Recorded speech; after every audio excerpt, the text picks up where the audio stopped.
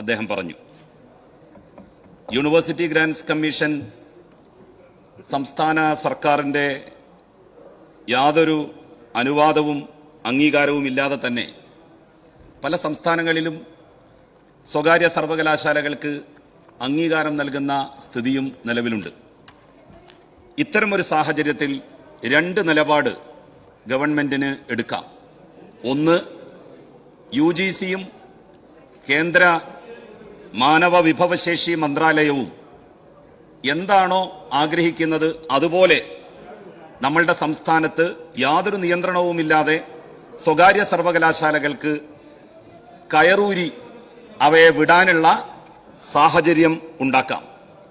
രണ്ടാമത്തേത്,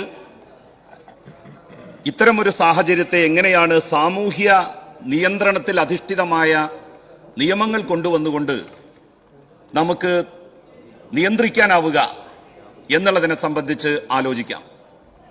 ഇതിൽ രണ്ടാമത്തേതാണ് ഒരു ഉത്തരവാദപ്പെട്ട സർക്കാർ എന്നുള്ള നിലയിൽ ഗവൺമെന്റ് ചെയ്തിരിക്കുന്നത്.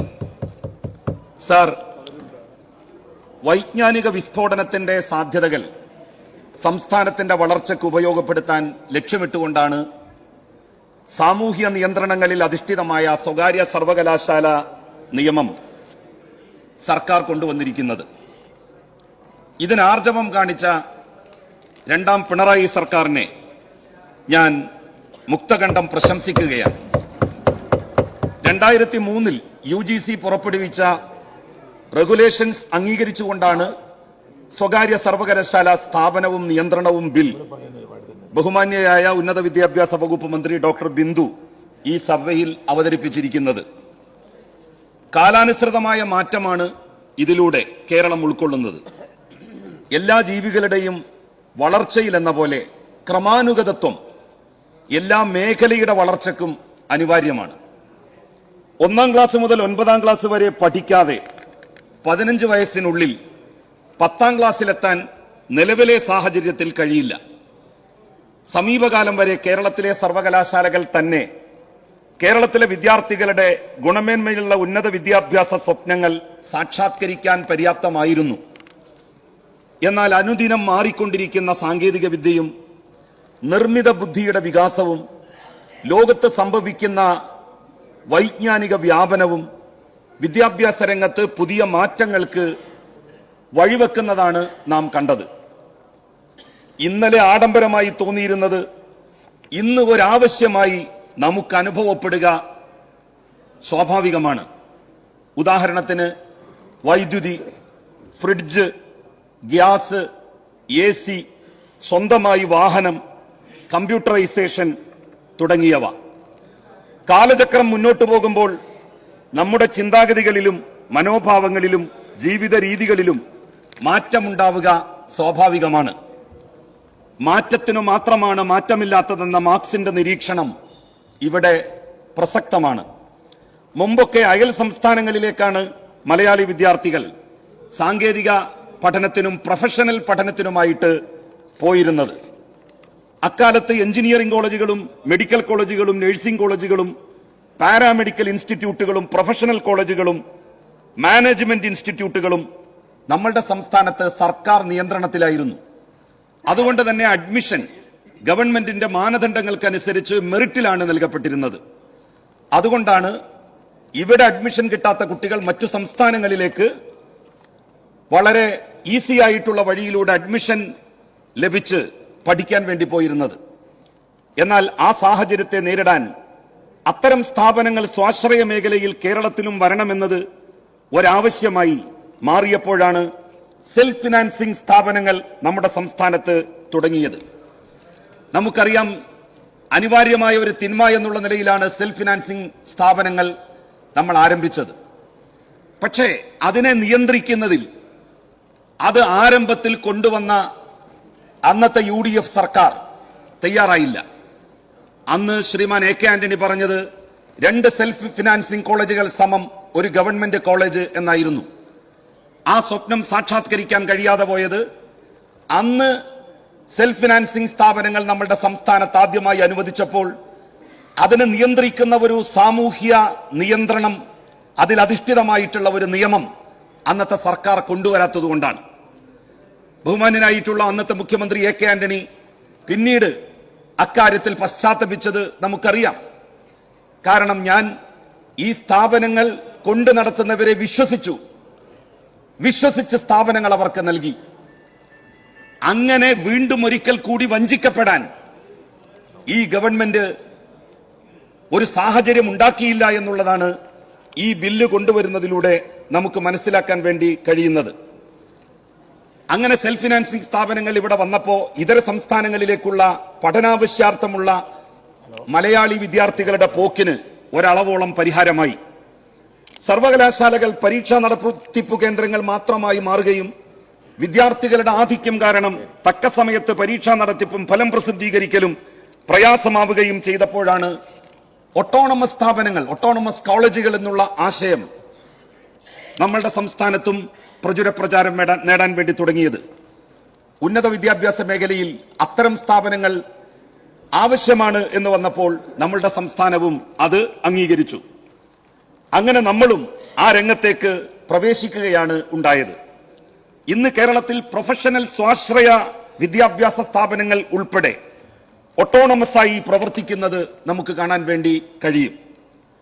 അതും പിന്നിട്ട് സ്വകാര്യ സർവകലാശാലകളും വിദേശ സർവകലാശാലകളും ഇന്ത്യയിൽ പ്രചാരം നേടാൻ തുടങ്ങിയപ്പോഴാണ് ആ വഴിയോട് പുറംതിരിഞ്ഞു നിൽക്കാതെ കേരളവും അതിനോടൊപ്പം സഞ്ചരിക്കാൻ തീരുമാനിച്ചത്. സാർ, ഇവിടെ മുമ്പ് സ്വകാര്യ സർവകലാശാലകൾ ആരംഭിക്കുന്നതുമായി ബന്ധപ്പെട്ട് നടത്തിയ സമരത്തെക്കുറിച്ച് പറഞ്ഞു. 10 വർഷങ്ങൾക്ക് മുൻപ് ആരംഭിക്കാൻ വേണ്ടി തീരുമാനിച്ചു. പക്ഷേ ആരംഭിക്കുന്നതിനെതിരായി സമരമുണ്ടായി. ആ തീരുമാനത്തിൽ നിന്ന് സർക്കാർ പിറകോട്ടുപോയി. എന്തിന്റെ പേരിലായിരുന്നു അന്ന് ആ സമരം നടന്നത്? യാതൊരു സാമൂഹ്യ നിയന്ത്രണവുമില്ലാതെ ചപ്പുചവറ് വിദേശ സർവകലാശാലകൾക്ക് കേരളത്തിലേക്ക് വന്ന് കേരളത്തിലെ കുട്ടികളെ പറ്റിക്കാനുള്ള അവസരമുണ്ടാക്കുന്നതിനെതിരായിട്ടാണ് അന്ന് സമരം നടന്നത്. എല്ലാവർക്കും അതറിയാം. ഏത് വിദേശ സർവകലാശാലയായിരുന്നു തിരുവനന്തപുരത്തേക്ക് കൊണ്ടുവരാൻ അന്ന് ഉദ്ദേശിച്ചിരുന്നത്? തിരുവനന്തപുരത്തുകാരനായ ഒരാള് വിദേശ രാജ്യത്ത് നടത്തുന്ന ഒരു 4-കിട സർവകലാശാലയുടെ ക്യാമ്പസ് തിരുവനന്തപുരത്ത് സ്ഥാപിക്കാൻ വേണ്ടിയിട്ടുള്ള ശ്രമത്തിന് നേതൃത്വം നൽകിയപ്പോഴാണ് അന്ന് അതിനെ ശക്തമായി എതിർക്കാൻ അന്ന് സമരത്തിന്റെ മുന്നിൽ നിന്ന ആളുകൾ തയ്യാറായത്. എന്തുകൊണ്ടാണ് ആ എതിർപ്പിനെ തൃണവൽക്കരിച്ചുകൊണ്ട് 10 വർഷം മുമ്പ് നിങ്ങൾക്ക് സ്വകാര്യ സർവകലാശാലകൾ കൊണ്ടുവരാൻ കഴിയാതെ പോയത്? അന്ന് സമരക്കാരുയർത്തിയ ആവശ്യം നീതിയുക്തമാണ് എന്ന് നിങ്ങൾക്ക് കൂടി ബോധ്യമുള്ളത് കൊണ്ടാണ് നിങ്ങൾ ആ എതിർപ്പിനെ മറികടന്നുകൊണ്ട് അന്ന് സർവകലാശാലകൾ സ്ഥാപിക്കാൻ തയ്യാറാകാതെ പോയത്. സാർ, ഇവിടെ പല പരിഷ്കരണങ്ങൾ വന്നപ്പോഴും നമുക്കറിയാം അതിനെതിരായി സമരങ്ങൾ ഉണ്ടായിട്ടുണ്ട്. ആ സമരങ്ങളെ മറികടന്നുകൊണ്ട് കാര്യങ്ങൾ ലക്ഷ്യസ്ഥാനത്തേക്ക് കൊണ്ടുപോകാൻ സാധിക്കുന്നത് ജനങ്ങളെ വിശ്വാസത്തിലെടുത്തുകൊണ്ടും ജനങ്ങൾ ഇത് നടപ്പിലാക്കാൻ വേണ്ടി ഉദ്ദേശിക്കുന്നവരുടെ നയപരിപാടികൾ അംഗീകരിക്കുന്നു എന്നുള്ള ബോധ്യത്തിന്റെയും അടിസ്ഥാനത്തിലാണ്. അതുകൊണ്ടാണ് ചില എതിർപ്പുകൾ നാഷണൽ ഹൈവേയുടെ കാര്യത്തിൽ വന്നപ്പോൾ UDF പിന്മാറിയത്. അതേ എതിർപ്പുകൾ LDF വന്നപ്പോഴും ഉണ്ടായിരുന്നു. അതിനെ മറികടന്നുകൊണ്ട് കാര്യം യാഥാർത്ഥ്യമാക്കാൻ സർക്കാരിന് കഴിഞ്ഞു.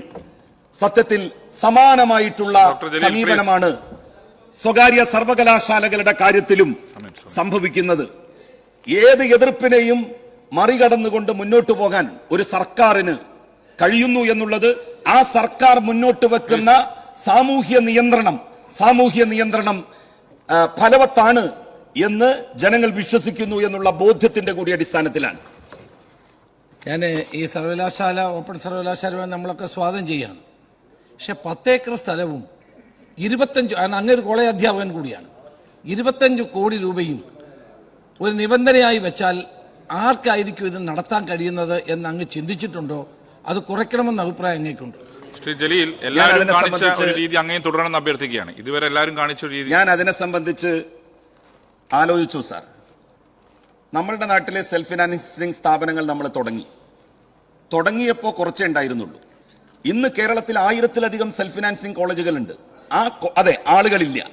എഞ്ചിനീയറിംഗ് കോളേജുകൾ നമ്മളുടെ ആവശ്യത്തിലും കൂടുതലായിട്ട് നമ്മൾ ആരംഭിച്ചു. 180ഓളം സ്വകാര്യ സ്വാശ്രയ എഞ്ചിനീയറിംഗ് കോളേജുകൾ വന്നു. പല എഞ്ചിനീയറിംഗ് കോളേജുകളും പൂട്ടിപ്പോയി. പല എഞ്ചിനീയറിംഗ് കോളേജുകളിലും പല ബ്രാഞ്ചുകൾക്കും കുട്ടികളില്ല പഠിക്കാൻ. പല സ്ഥാപനങ്ങളിലും 10-15 കുട്ടികൾ മാത്രമാണ് ഓരോ കോഴ്സുകൾക്കും പഠിക്കുന്നത്.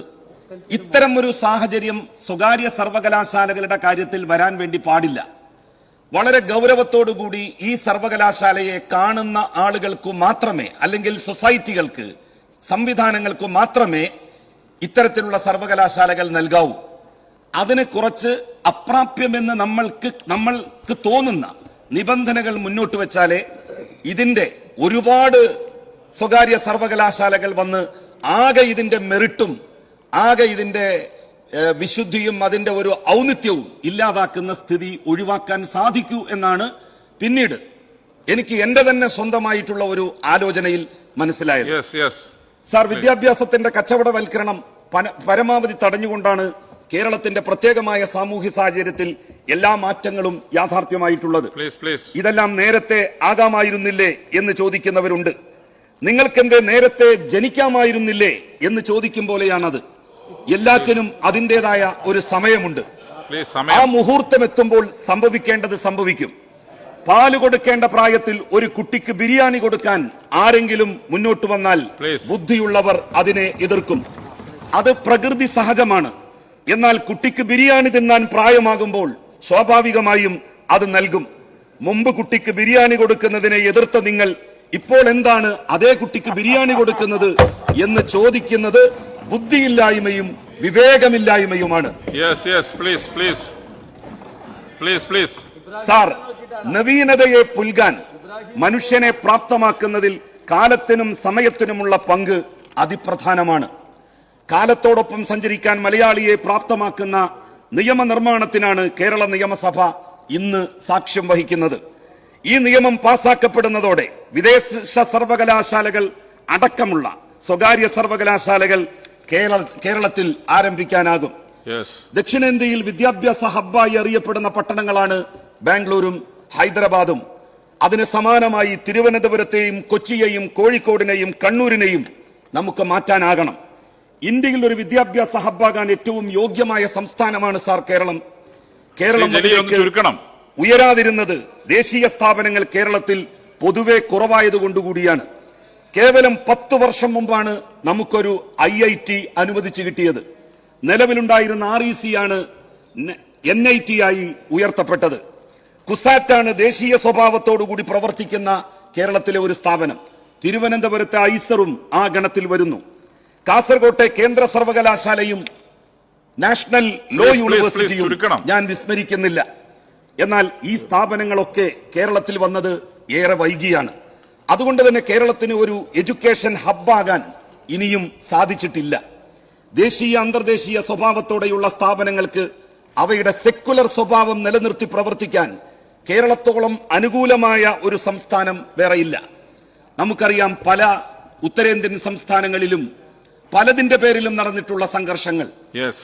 നോമ്പ് കാലത്ത് നോമ്പെടുത്തു എന്നുള്ളതിന്റെ പേരിൽ വിദ്യാർത്ഥികളെ പീഡിപ്പിക്കുകയും പ്രയാസപ്പെടുത്തുകയും ചെയ്ത സ്ഥിതിവിശേഷം. അത്തരത്തിലുള്ള യാതൊരു സ്ഥിതിവിശേഷവും കേരളത്തിൽ ആര് ഭരിച്ചാലും ഉണ്ടാവില്ല എന്നുള്ളത് കൊണ്ട് തന്നെ കേരളമാണ് ഇന്ത്യയിൽ എല്ലാ വിദ്യാർത്ഥികൾക്കും ഒരുമിച്ച് വന്ന് പഠിക്കുവാനുള്ള ഏറ്റവും അനുകൂല സാഹചര്യം നിലനിൽക്കുന്ന സംസ്ഥാനം.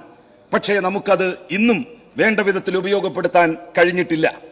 ദേശീയ അന്തർദേശീയ സ്വഭാവത്തോടെയുള്ള സ്ഥാപനങ്ങൾ അവയുടെ സെക്കുലർ സ്വഭാവം നിലനിർത്തി പ്രവർത്തിക്കാൻ കേരളത്തിലേക്ക് വന്നാൽ അവർക്ക് നിഷ്പ്രയാസം കഴിയും. കുറച്ച് വൈകിയാണെങ്കിലും കേരളത്തിന്റെ പരാധീനതകൾക്ക് അറുതിയാവുകയാണ്. കേരളത്തിൽ സ്വകാര്യ സർവകലാശാലകൾ സ്ഥാപിക്കുന്നതിനുള്ള വ്യവസ്ഥകൾ ശ്രീ ജലീൽ ചുരുക്കണം. ഇവിടെ പറഞ്ഞു കഴിഞ്ഞു. സാർ, ചില ആശങ്കകളും കൂടി ഞാനിവിടെ പങ്കുവെക്കുകയാണ്. ഒന്ന്, സ്വാശ്രയ എഞ്ചിനീയറിംഗ് കോളേജുകൾ പോലെ ബ്രായ് പറഞ്ഞതുമാതിരി അല്ലത്. ഞാനൊരു കോളേജ് അധ്യാപകനാണ്, സ്കൂൾ അധ്യാപകനാണ്. ചുരുക്കണം, ഇത് ശരിയല്ല. കാരണം മാനിച്ചിരുന്നു. ഇത് ശരിയല്ല. അതൊരു തമാശ രൂപേണ പറഞ്ഞതാണ്. അതങ്ങനെ അവർ അവമാനിക്കാൻ വേണ്ടി നിങ്ങൾ തമ്മിലുള്ള സൗഹൃദത്തിന്റെ ഭാഗമായി പറഞ്ഞതാണ്. ശ്രീ ജലീൽ ഒന്നവിടെ ഇരിക്കണം. ശ്രീ ജലീൽ ഇബ്രാഹിം പറ. ടി വി ഇബ്രാഹിം പറ. Yes yes T V Ibrahim പറ. ഇബ്രാഹിം പറ. സാറേ, ഒരു നിയമസഭാ സാമാജികനായി വന്നാൽ അയാളുടെ ക്വാളിഫിക്കേഷൻ അത് ഇതൊന്നുമല്ല. ഞാൻ വ്യാജ ഡോക്ടറൊന്നുമല്ല, വ്യാജ ഡോക്ടറേറ്റ് എടുത്തിട്ടില്ല. അപ്പൊ ഇതൊരു ആളെ അങ്ങനെ ഒരു മനോവെച്ച് സംസാരിക്കണ്ട. ഒരു തമാശ രൂപേണ പറഞ്ഞതാണ് അദ്ദേഹം. ഒരു അങ്ങ് അർത്ഥിയാൻ വേണ്ടി പറഞ്ഞതല്ല. നിങ്ങൾ തമ്മിലുള്ള ബന്ധത്തിന്റെ ഭാഗമായി വളരെ ഫ്രണ്ട്ലി ആയി പറഞ്ഞതാണ്. അതിന് ആ സ്പിരിറ്റിൽ എടുത്താൽ മതി. ഇബ്രാഹിമെ, ഞാനതൊരു ഫ്രണ്ട്ലി ആയിട്ട് പറഞ്ഞതാണ്. ഈ എന്റെ കൂടെ MA ഒക്കെ പഠിച്ചതല്ലേ, നമ്മൾ ഒരുമിച്ച് പഠിച്ചതല്ലേ. ശ്രീ ജലീൽ കൺക്ലൂഡ്. അതിപ്പോ കോളേജ് അധ്യാപകൻ ഞാനായി, പിന്നെ അതുപോലെ തന്നെ ഇബ്രാഹിം ഹയർ സെക്കൻഡറി അധ്യാപകനുമായി. ഞാൻ ഹയർ സെക്കൻഡറി അധ്യാപകൻ ആകേണ്ട ഒരാളായിരുന്നു യഥാർത്ഥത്തിൽ. സാർ, ചില ആശങ്കകളും കൂടി ഞാൻ ഇവിടെ പങ്കുവെക്കുകയാണ്. സ്വാശ്രയ എഞ്ചിനീയറിംഗ് കോളേജുകൾ പോലെ ആവരുത് സ്വകാര്യ സർവകലാശാലകൾക്കുള്ള അംഗീകാരം നൽകൽ. ദേശീയ അന്തർദേശീയ സ്വഭാവം നിലനിർത്തിയാവണം പുതിയ സർവകലാശാലകളും സ്ഥാപിക്കാൻ. മറ്റു സംസ്ഥാനങ്ങളിൽ നിന്നുള്ള കുട്ടികൾ, മറ്റു രാജ്യങ്ങളിൽ നിന്നുള്ള കുട്ടികൾ നിർബന്ധമായും ഇവിടെ സ്ഥാപിക്കുന്ന സ്വകാര്യ സർവകലാശാലകളിൽ പഠിക്കാൻ ഉണ്ടായിരിക്കണം. അത് ഉറപ്പുവരുത്താൻ സർവകലാശാലകൾക്ക് കഴിയണം. സാർ, വിദ്യാർത്ഥികളുടെ നിശ്ചിത ശതമാനം മലയാളി വിദ്യാർത്ഥികൾക്ക് വേണ്ടിയും മറ്റുള്ള വിദ്യാർത്ഥികൾക്ക് വേണ്ടിയും നിർണയിക്കണം. അതല്ലെങ്കിൽ നിലവിലുള്ള സ്ഥാപനങ്ങൾ, നമ്മുടെ സംസ്ഥാനത്തുള്ള സ്ഥാപനങ്ങൾ അടച്ചുപൂട്ടേണ്ട അവസ്ഥ വരും. കാരണം കേരളത്തിലെ വിദ്യാർത്ഥികൾ മാത്രമാണ് ഈ സർവകലാശാലകളിൽ പഠിക്കുന്നത് എങ്കിൽ നമ്മളുടെ നിലവിലുള്ള സർവകലാശാലകളിൽ തന്നെ കുട്ടികൾ പഠിക്കാനില്ലാത്ത അവസ്ഥയുണ്ടാകും.